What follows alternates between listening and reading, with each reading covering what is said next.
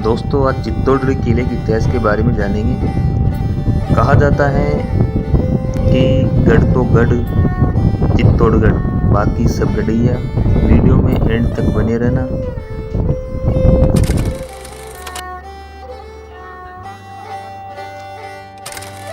ये किले में गॉड गिफ्ट है जो हजारों साल से गिर रहा है।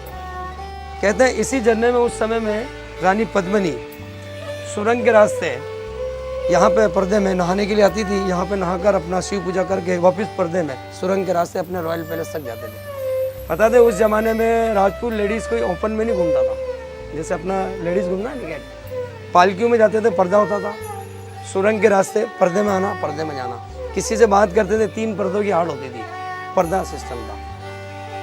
आपको सुरंग का रास्ता दिखाया जाएगा। वहाँ पे रानी पद्मिनी का काल्पनिक मूर्ति लगा जो उस जमाने का है। पद्मिनी काल्पनिक प्रतिमा उस समय की ये एक ही तस्वीर है जो राणाओं के टाइम में बनी हुई। आइए, आपको सामने दिखा गुफा बंद है। उस समय में जब रानी पद्मिनी गुफा के रास्ते सुरंग के रास्ते इसी जगह इंटर होती थी। ये गेट को बंद कर दिया गया सेंट्रल गौर में, 2 ही तरफ से। सामने लिखा गुफा बंद है। और ये सामने जो रानी पद्मावती की उस समय की राणाओं के टाइम की काल्पनिक मूर्ति बनी हुई ये स्टोन की। इसमें आप देखेंगे इधर में एक हाथ पे शीशा दर्शाया गया स्टोन का, एक ऐसे चेहरे पे हाथ रखते हुए अफसोस जाहिर करते हुए।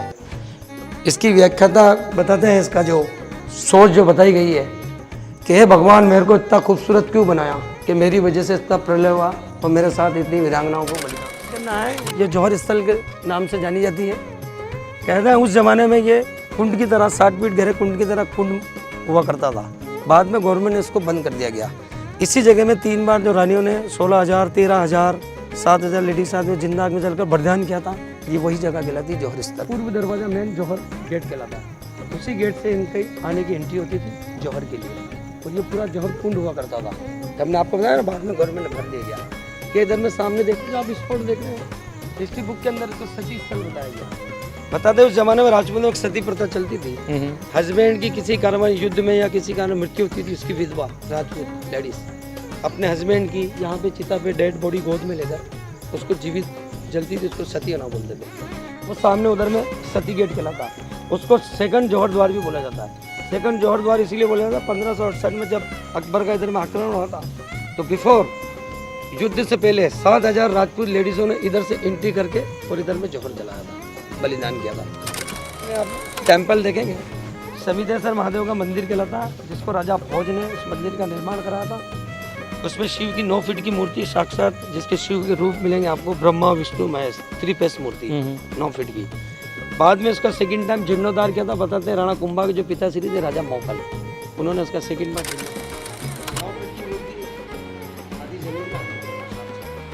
आदि इसकी जमीन में अंदर 9 फीट की ब्रह्मा विष्णु महेश।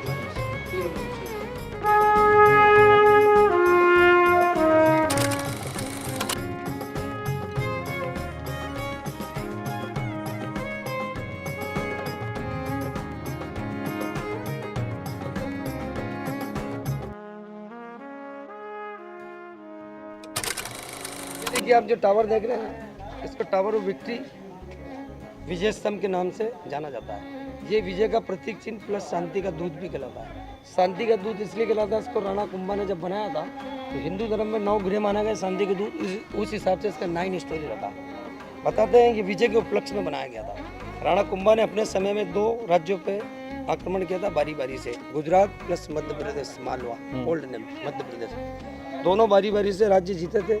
2 बड़े राज्य की विजय, और दोनों राज्य के उस समय जो बादशाह थे मुगल, 2 मुगलों की विजय बहुत बड़ी विजय मानी गई थी।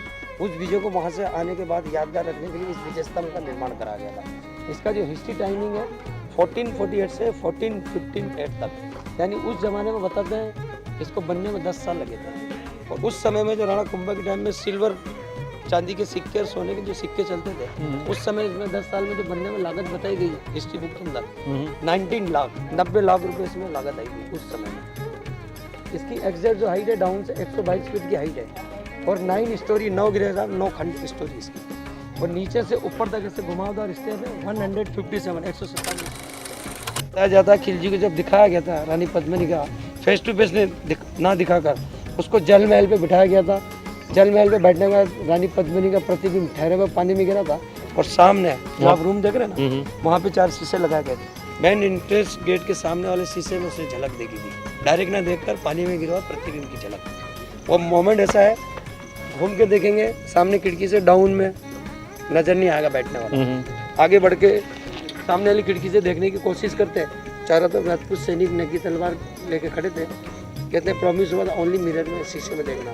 घूम के देखता नहीं दिखती, आगे झपट के देखना चाहता, उसकी गर्दन कलम कर दी कहती। ऐसे उसको दिखाकर यहाँ से बाहर निकाला गया। तो ये जल महल रानी पद्मिनी पैलेस के नाम से जाना जाता है, जिसको समर पैलेस के ऑल टाइम का मेवाड़ का टेक्नोलॉजी। गर्मियों के दिन में, और जब अलाउद्दीन खिलजी को पद्मावती को दिखाया गया था तो यही जो है यहीं पे बिठाला गया था रानी पद्मावती को। और यहाँ पे ये जो है ना, ये यहाँ पे मिरर लगा हुआ है एक अंदर, तो उस मिरर में अलाउद्दीन खिलजी को दिखाया गया था। वहाँ सामने रानी पद्मावती बैठी थी। करने जा रहे हैं, ये महाकाली के नाम से जाना जाता है। बताया जाता है ये काली का टेम्पल बाद की स्थापना हमीर सिंह के समय की है। उससे पहले बिफोर उस समय में ये सूर्यवंशी परिवार का सूर्य मंदिर हुआ करता था। 1303 में अलाउद्दीन खिलजी ने जब इस किले के 113 मंदिर खंडित किए थे, तब इस सूर्य मंदिर को भी खंडित कर दिया गया था। फिर बाद में इनके परिवार में हमीर सिंह करके प्रिंस हुए थे, वो महाकाली के भक्त है, जिन्होंने कलकत्ता से बताते हैं मूर्ति लाकर काली की स्थापना की, जैसे महाकाली। आपको सामने जो कुंड देखने विजिट करने आए हैं, इसको भीमलत कुंड के नाम से जाना जाता है। बताते हैं किला बनने से पहले एक साधारण पहाड़ था। उस समय में वास पर जब ये लोग पांडवों का पूरा परिवार आया था, तो उन्होंने एक नाइट अर्धरात्रि यहाँ पे रुके थे, एक रात तक। तो बताते हैं उनकी माता कुंती को प्यास लगी थी। माँ ने भीम से कहा था मेरे को पानी की प्यास लगी, तो भीम ने पहाड़ के अंदर पूरे चारों तरफ पानी ढूंढा, उनको कहीं पानी नहीं मिला। तो बताते हैं भीम ने गुस्से में अपना उल्टा पाँव मारा, तो यहाँ से एक पानी की सूर निकली, उससे उनकी माता की प्यास बुझाई गई। फिर राणाओं का समय आया, राणाओं ने उसी नाम से इसको भीमलत कुंड के नाम से इसको डेवलप किया। जमाने राजा लोगों के आने जाने के मेन जो द्वार हुआ करते थे, ये सामने सूरजपुर गेट, जिस गेट से भी आप आए और अभी जाएंगे, वो किला का बैक साइड का जो राणा कुंभा द्वारा अपने समय 14वीं शताब्दी के बाद बनाया गया था। फिर आने जाने के 2 द्वार हो गए थे। नीचे में आप जो पूरा ग्रीन एरिया जो देखेंगे, ये पूरा बैटलफील्ड चित्तौड़ बैटलफील्ड के नाम से जाना जाता है। इसी फील्ड के अंदर मुगलों के साथ में 3 बार जो बैटल हुआ था, अलाउद्दीन खिलजी 1303 में बैटल जीतकर इसी गेट से अंदर घुसा था। तो ये सूरजपोल गेट के नाम से जाना जाता है। इसमें सिक्योरिटी पे रहता था।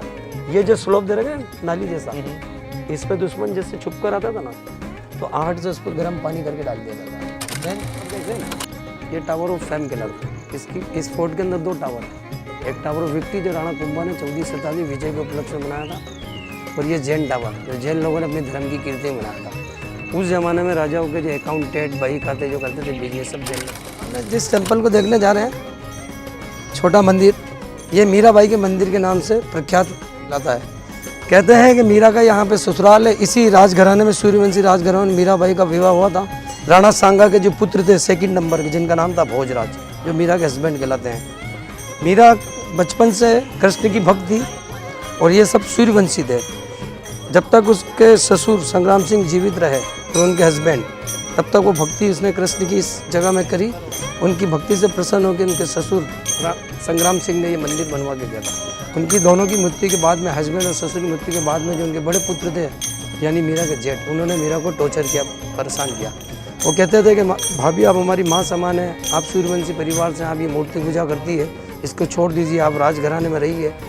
हम राजघराने परिवार से, आप साधु संतों के साथ में ये भजन कीर्तन करना, कृष्ण मूर्ति का पूजा करना, ये अपने अशोभ भी कहलाता है। अपनी फैमिली बदनाम होती है, अपने पे लांछन आता है। मीरा को समझाया, लेकिन मीरा ने नहीं।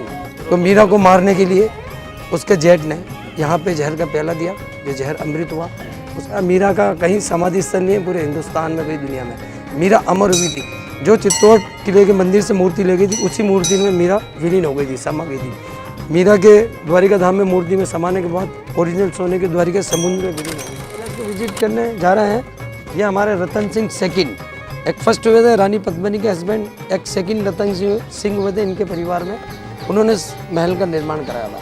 बता दें उस जमाने आप देखेंगे इस किले के अंदर 3 बार जो आक्रमण हुआ था मुगलों का, उसमें सारे 113 मंदिर और ज़्यादातर 15 जो पैलेस थे छोटे बड़े, सारे डैमेज कर दिए गए थे। कुछ अंश इस रतन सिंह को आपको देखने को मिलेंगे पैलेस के। तो आप गैस करेंगे कि उस समय में राज परिवार, राजघराना, रानी लोग कैसे महलों में रहते थे, तो आपको अंदर से जाके बताया जाएगा इसका झरोके वगैरह इस टाइप के पैलेस हुआ करते थे। हमने फर्स्ट में भी आपको कहा था मेवाड़ के अंदर आप जितने भी पैलेस देखेंगे या तो लेक के पास में नियर द लेक या लेक के बीच में पानी के बीच में जल महल, जो नेचुरल उनकी ओल्ड टेक्नोलॉजी कहलाती है। बताते हैं उस ज़माने में बिजली फैन टेक्नोलॉजी नहीं होती थी, उन्होंने अपनी ओल्ड टेक्नोलॉजी से बनाए थे। ये किला सबसे सेफ किला है, लेकिन उसके बाद भी 3